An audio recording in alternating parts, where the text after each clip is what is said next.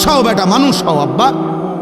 নষ্ট হয়ে গেলে একটা ছেলেকে বলি আব্বা, নষ্ট হয়ে গেলে পয়চা গেলে তোমার খবর কেউ নিবে না। স্বার্থপর এই দুনিয়া, কারো হাতে টাইম নাই।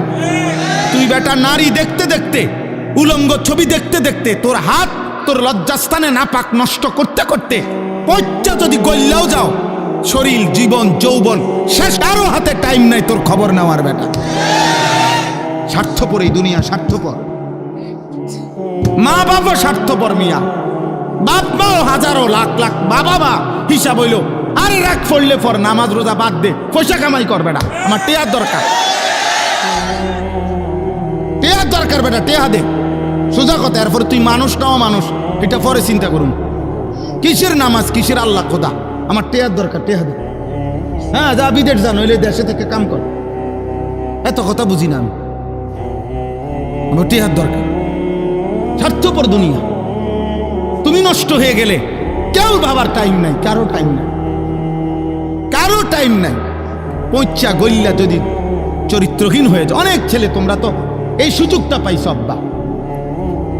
মা বাবার খামখেয়ালি, অভিভাবকের খামখেয়ালি, পরিবারের বন্ধন ছুটে গেছে, যার কারণে আজকে তোমাদের অসংখ্য ছেলে রাত দিন গুনাহ করার পরেও তোমাদেরকে টেনে ধরবে, ফিরাবে, এমন অভিভাবক অনেকের কপালে জোটে নাই। 365 দিনে খোদার 1 বছরে নামাজ পড়ে নাই, একদিনও ফজরের নামাজ, কিন্তু মানুষরূপী এই হাইওয়ানকে, আহারে তোর কপালে একটা মানুষ জোটে নাই যে তারে হাত ধরে বলবে, কিরে আব্বা তুই কোনোদিন ফজর পড়বি না? বিষয়টা কি? ওর কপালে এমন একজন মানুষ জোটে নাই।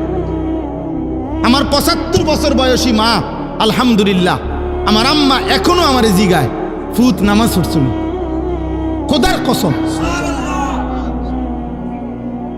আমার 75 বছর বয়সী মা আমার এখনো জিগায়।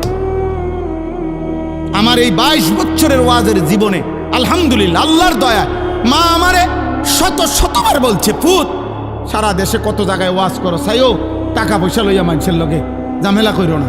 এই কথাইটা আমার আম্মা আমারে মনে শতবার বলছে, শতবার, যে মানুষের লগে দিলে আইন না দিলে নাই।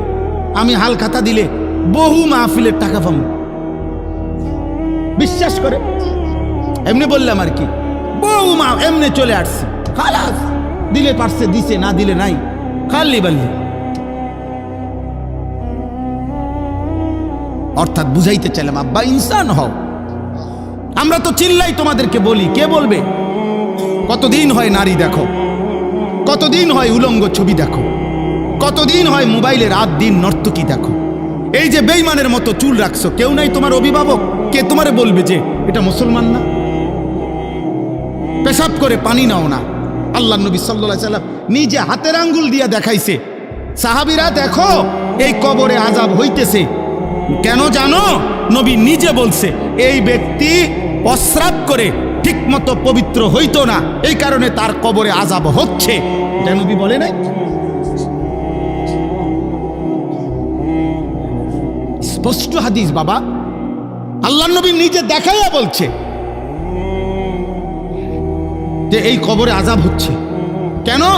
সে প্রস্রাব করে, দুইটা বর্ণনা, একটা হলো প্রস্রাব করে পবিত্র হওয়ার ক্ষেত্রে তার গুরুত্ব কম ছিল, আরেকটা বর্ণনা হইল প্রস্রাব করার সময় 1-2 ফোঁটা 3 ফোঁটা যে ছিটকা পড়ে পিছনে, আবার এই ছিটা থেকে ঠিক মতো সে ফরহেজ করতো না, খেয়াল করতো না, এমন জায়গায় এমনভাবে পেশাবও করে ফেলছে যার কারণে 2-4টা ছিটকা প্রস্রাবের লুঙ্গিতে জামাতে এসে পাল্টায় পড়ছে, অথচ সে গুরুত্ব দিত না।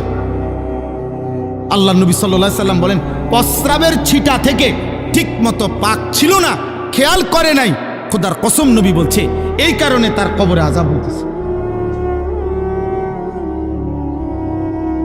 তোমরা বলো আব্বা, মাঝবয়সী মুসলমান বলে কি পরিমাণ মুসলমান, কি পরিমাণ নওজোয়ান পেশাব করে পানি নেয় না, কি পরিমাণ কল্পনা করেন, প্রস্রাব করে টয়লেট পেপার ব্যবহার করে না।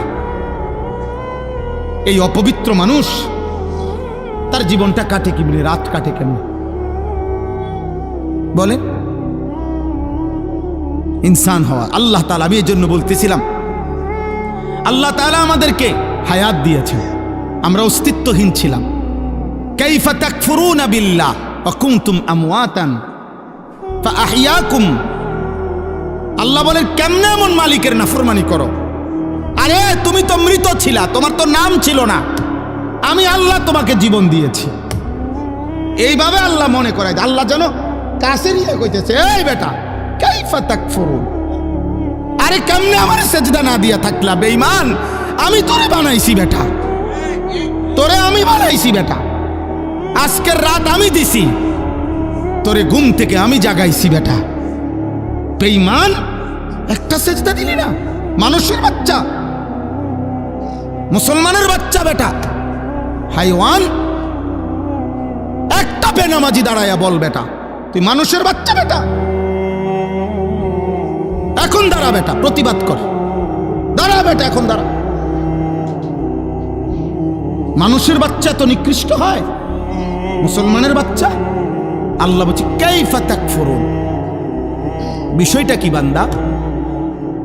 আমার নাফরমানি করছো কোন হিসাবে? ওয়া কুনতুম আমওয়াতান, তোমরা তো মৃত ছিলে, তোমাদের তো কোনো নাম ঠিকানা ছিল না। আগামী বছর কোন কোন বাচ্চা বাংলাদেশে জন্ম নিবে, তাদের নাম নিশানা সরকারের খাতার মধ্যে আছে? বাংলাদেশের কোনো বিভাগের কাছে আছে? ইউনিয়ন পরিষদে লেখা আছে? তো আমরা কেউ জানি? আমাদের তো কোনো অস্তিত্ব ছিল। আল্লাহ তাআলা সেখান থেকে আমাদেরকে হায়াত দিয়েছেন, হায়াত দিয়েছেন। হাল আতা আলাল ইনসানি হিনুম মিনাদ দাহর লাম ইয়াকুন শাইআম মাযকুরা ইন্না খালাকনাল ইনসানা মিন নুতফাতিন আমশাজ। আল্লাহ বলে, আহারে বান্দা, তোমার উপর দিয়ে তো যুগের পর যুগ এমন গেছে যখন তোমার কোনো নাম ঠিকানা ছিল না। কতকাল তুমি মাটির অস্তিত্বে, মানুষকে আল্লাহ মাটি থেকে সৃষ্টি করেছে। কিসের থেকে?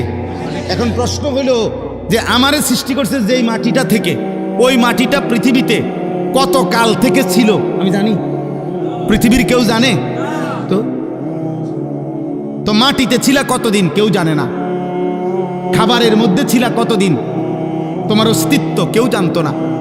বাপের বীর্য হিসাবে ছিল কতদিন কেউ জানতো না। মায়ের জরায়ুতে ছিল কতক্ষণ কেউ জানতো না। আমি সব ধাপ পার করে আমি আল্লাহ স্বামী স্ত্রীর মিলিত বীর্য থেকে আমি তোমাকে সৃষ্টি করেছি। আমাকে চেনো না? হ্যাঁ, আমাকে চেনো না?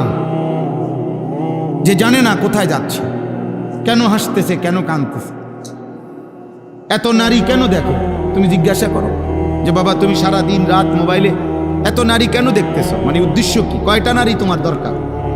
সে জানে না। এই চুল রাখছো কেন? কোন বেঈমানের, কোন মুশরিকের অনুসরণ করলে, কি কারণে করলা, কেন অনুকরণ, মানে এই চুলটা রাখলা কেন? ওর মধ্যে সৌন্দর্যের কি অথবা গুণ কি? একটা কিছু তো থাকবে, একটা কারণ তো থাকবে। মানুষ পছন্দ করে, আরবিতে আছে মহব্বত করে, কাউকে ভালোবাসে কেন? মাইলানুল কলবে ইলা শাইই লিকামালিন ফি। ভালোবাসা বলা হয় কোনো জিনিসের প্রতি কারো অন্তর ঝুঁকে পড়া, ওই জিনিসের মধ্যে কোনো না কোনো যোগ্যতা আছে, এই কারণে কোনো কামালিয়াত আছে এটার ভিতরে। তো বেঈমানের মধ্যে কামালিয়াত কি, যোগ্যতা কি, গুণ কি? বলো না আব্বা, একটা ছেলে বলো। সেলুনের এই যাদের চুল ডিজাইন লাগানো আছে, এদের যোগ্যতা কি?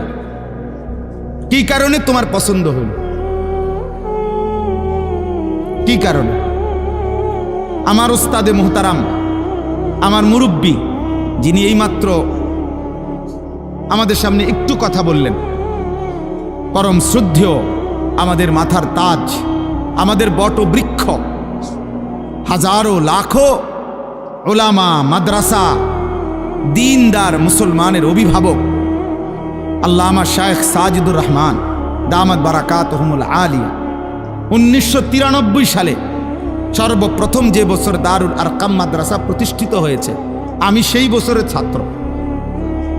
সর্বপ্রথম যেই বেস দিয়ে দারুল আরকাম মাদ্রাসা মেড্ডা পীরবাড়ি হুজুরের পুরান বাড়ির পাশে শুরু হয়েছে, আমি ওইখানে মসজিদের হুজরায়, মসজিদের একটা ছোট্ট কামরায় প্রথম যে ছেলেরা পড়ছে আমি সেই ছাত্র।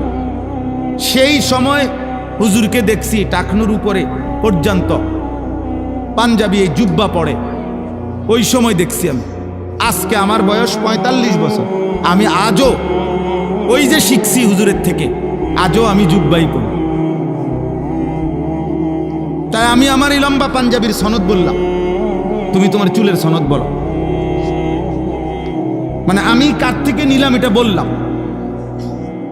বাংলাদেশের অন্যতম বুজুর্গ, সারা পৃথিবী খ্যাত বুজুর্গ, বাংলাদেশের অন্য হাজারো ওলামায়ে কেরামের যিনি শায়েখ আরিফ বিল্লাহ হযরত মাওলানা শাহ আব্দুল মতিন বিন হুসাইন দামাত বারাকাতুহুমুল আলিয়া, আমার ঢালকা নগরের হজরত এই টুপি পরে, এই টুপি, এই যে আমার মাথায় এখন যেই টুপি, উনি এই টুপিটা পরে। আমি ওনার থেকে দেখে এই টুপি পরি। আমি আমার টুপির সনদ বললাম। তুমি তোমার প্যান্টের জামার সনদ বলো। তো বলো কোন বেঈমান থেকে নিলা, কোন মুশরিক থেকে নিলা, এবং সেখান থেকে কেন নিলা? আল্লামা শায়েখ সাজিদুর রহমানের মতো পাঞ্জাবি আমি কেন পড়ি, তো তার মতো